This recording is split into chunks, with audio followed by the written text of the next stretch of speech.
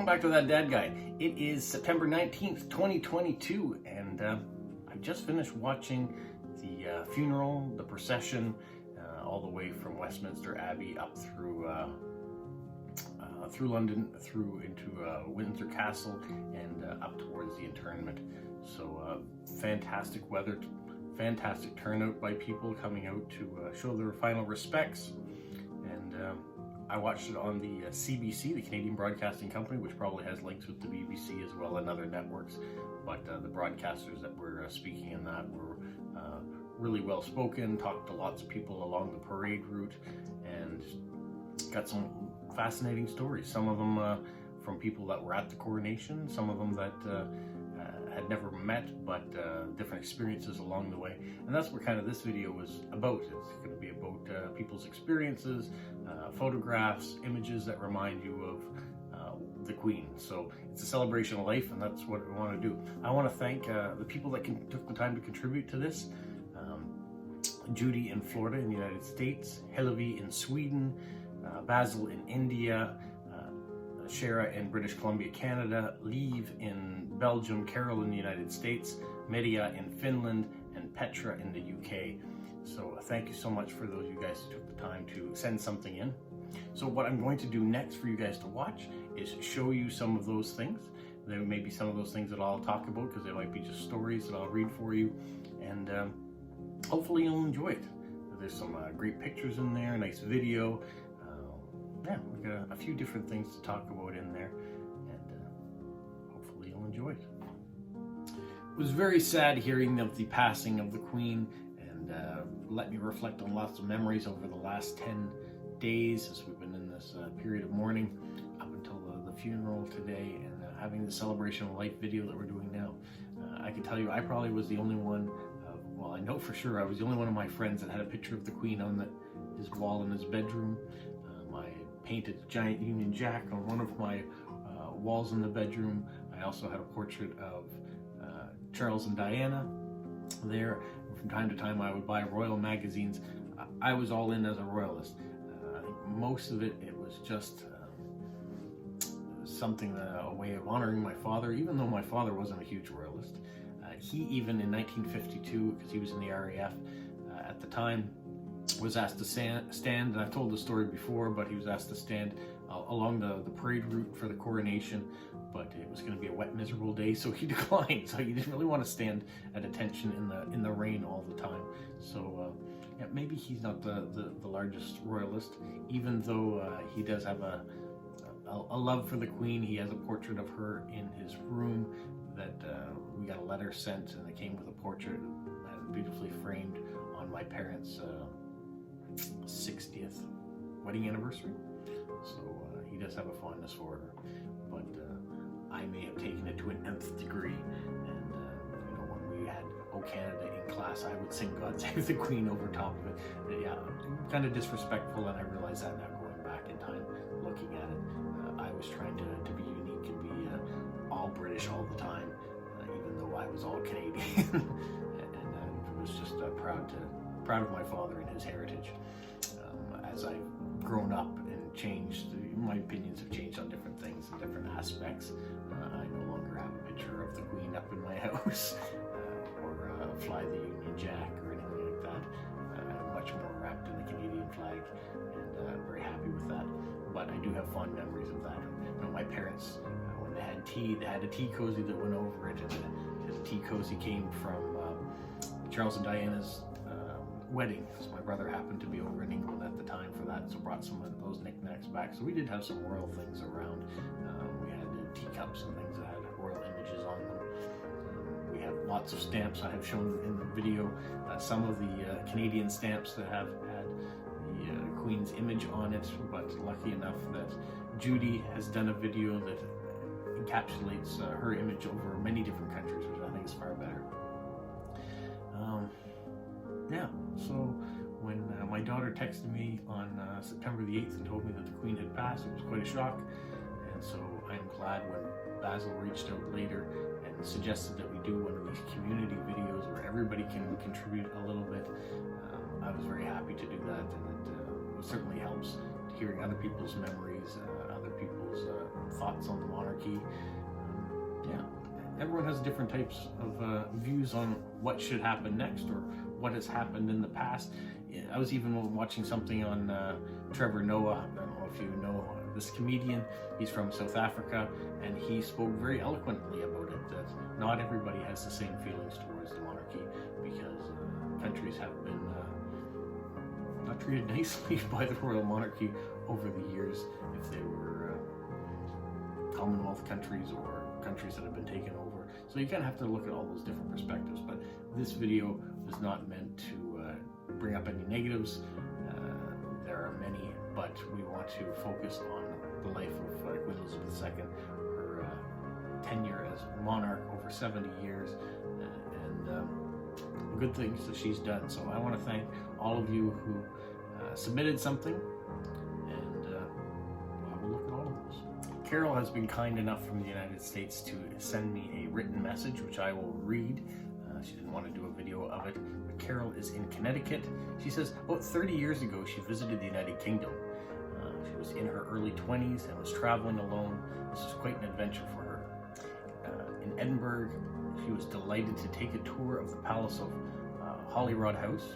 When the tour group stepped into the dining room, the guide pointed to the chair in which the Queen would sit during her dinners. She lingered behind as the group moved on to the next room, and then gently touched her chair, even though she knew she shouldn't have done it. She just couldn't help herself. In some strange way, she felt a connection to the Queen by doing it. She hadn't thought of that moment until I'd mentioned submitting to do some tributes. Just thank you for the reminder and the memory. It seems like a lifetime ago. Unfortunately, she's unable to locate any of the photos from that trip, but God bless the Queen. So thank you, Carol, for submitting that. And it's a great memory that you had a chance to be in a place where she was and have some sort of connection. Thank you. The next memory is coming in the form of a picture. It's from Media in Finland. She said some of her memories there in Finland are postcards. She has a small book, even a letter from the palace from the Queen. She sent her condolences when Prince Philip passed away and got a letter in return, so that's great. And this is the picture.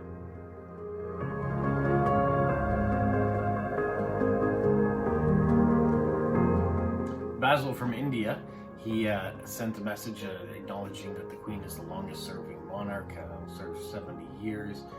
She was 96 on her passing on September the 8th, and on February 4th, England celebrated her Platinum Jubilee by putting out some postcards with matching stamps. So he's sending you a few pictures of some of the postcards that he's received with those stamps. Thanks, Basil.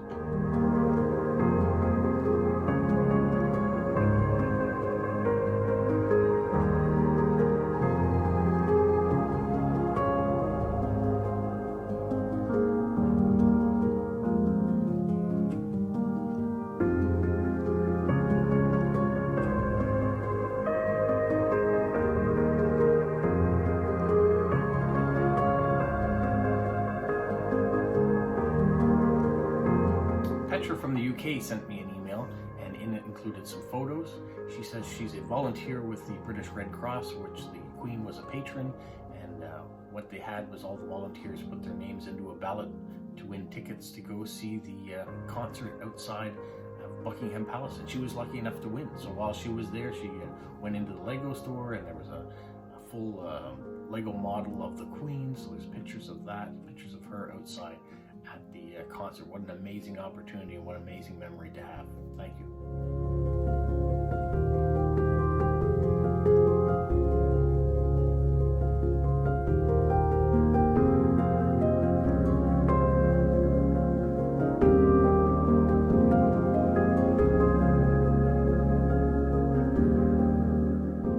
This next submission comes from Lieve in Belgium, and she writes, as a Belgian, she doesn't really have a connection to the Queen or the British royalty, but she wanted to send on a small entry for the passing of the Queen. She remembered having this somewhat strange postcard in her collection. The photo on the card is from 1953, and it's titled Coronation Food. So here's the picture of the postcard. Thank you, Lieve, for a bit of humor in this, which is kind of nice to have.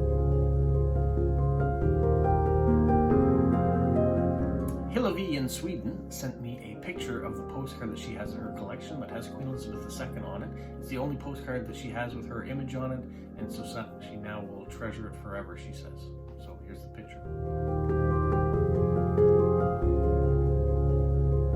The next submissions come from Judy in Florida. She was good enough to create a video for me, which kind of took some of what I was going to do away, because hers is much better. So I'm going to show her video versus the one that I was going to show. But she also sent a couple articles, and I can't read all the articles in depth, but I did want to touch on a few points. Like, did you know that Queen Elizabeth II was an avid stamp collector? So she got an email from the Mystic Stamp Company with a little article about it, talking about the Queen's stamp collection. The Queen inherited the royal stamp collection from her father, King George VI, as he did from his father, King George V. And like them, they were all avid collectors, and she loved showing off her collection to dignitaries that came to Buckingham Palace. She even sold some of the duplicates to buy new things that were not in the collection. For example, she's acquired a one-of-a-kind block of 10 penny blacks that was postmarked May 6, 1840, and at the time she bought it for £250,000. So it's a very expensive collection. The Queen's collection of Great Britain and the Commonwealth stamp is the most comprehensive in the world. It's valued at £100 million and includes some of the world's most rare and valuable stamps. The article goes on, but I thought that alone, when you talk about stamp collectors and people that are looking into postcards and philately and all the rest of this stuff, it's very interesting to know that the Queen's collection, you can imagine it being valuable and that it would be very complete. But interesting to know that she was interested in looking at those stamps regularly, and would love to show them off to people that were interested when they came to Buckingham Palace. So thank you, Judy, for sending me that article. She did send me some other articles as well, but I want to show you the video she sent as we're talking about stamps, and she's a big stamp collector. She's been generous to share in the past, if you've watched some of the videos I've had, and given me history on stamps. So thank you, Judy, for being a part of this video, and here is her video. Hi, I'm Judy and I live in Florida, and this is going to be really hard to keep it under a minute, but here goes. This is my dad's stamp collection. It's in the cigar box, and it's the House of Windsor. How appropriate. I'd like to honor the Queen, so I picked out stamps with her portrait on them, and we're going to whiz through them, okay? Let's see. And I'm going to show these to you.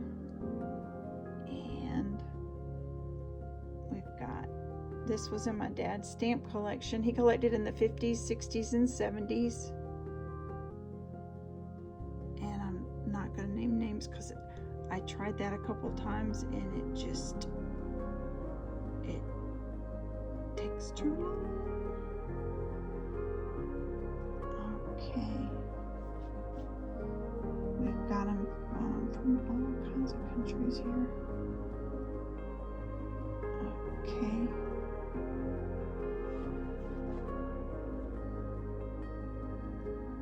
There's some really nice ones and interesting ones, but these are, let's see, here's my favorites. Okay, I love the portrait, 5-cent Canada stamp. I love the family portrait. That's when her father was king, King George, and Princess Margaret, Princess Elizabeth, the Queen Mother. I really like the coronation, Her Majesty Queen Elizabeth II, June 2nd, 1953. It's an Australian stamp. But my favorite is Princess Elizabeth, issued in 1935, Canada. Thank you. Have a good evening. One of the other articles that Judy sent me talked about postcards. I like to collect here too. This is an example of a tuck postcard, which started to be specialized in Westminster Abbey and then did some royals along the way. This is the only tuck postcard that has Princess Elizabeth on it at the time. The final entry came just today from Shara in British Columbia here in Canada as she watched the funeral and the procession. She took pictures of the procession and sent them on to me, so I'm going to put them here at the end, and if you didn't get a chance to see them, she's captured it pretty nicely. Hopefully you'll enjoy these. Thank you.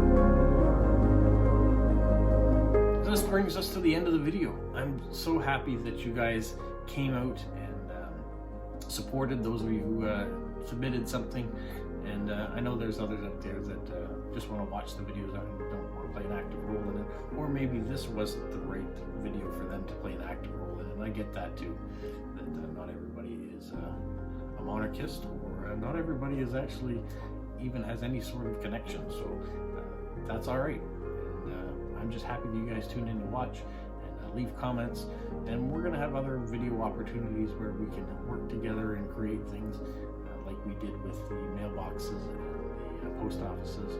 This is just one more submission and to try to make different type of content that you guys can watch. So hopefully when you tune into that dad guy, it's not all about one subject, you just like seeing all the different subjects, and I appreciate that. So thank you to all of you out there this video possible, and keep up the good work, keep staying positive, and keep doing good things for those people around you. It all comes back to help in the end. So your contributions here have helped me, have helped the channel, helped other people who are watching it too. So thank you, and thank you to Your Majesty for all the time you've put in. Have a magical week.